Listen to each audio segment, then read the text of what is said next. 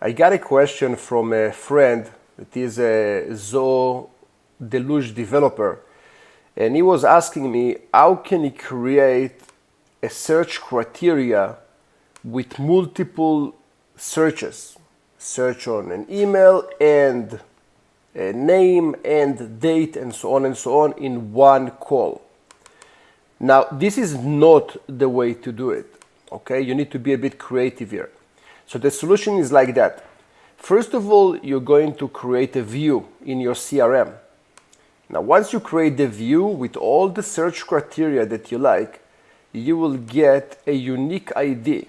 So you need to copy that. Now you're going and creating a function, and then you have the search record, the get records, you have the module, you have the index from and to, and then you list the view.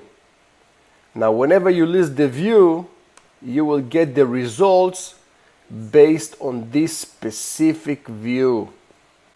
That means that you can create a big search criteria for one call. Have fun, give lots of value to your clients. Bye.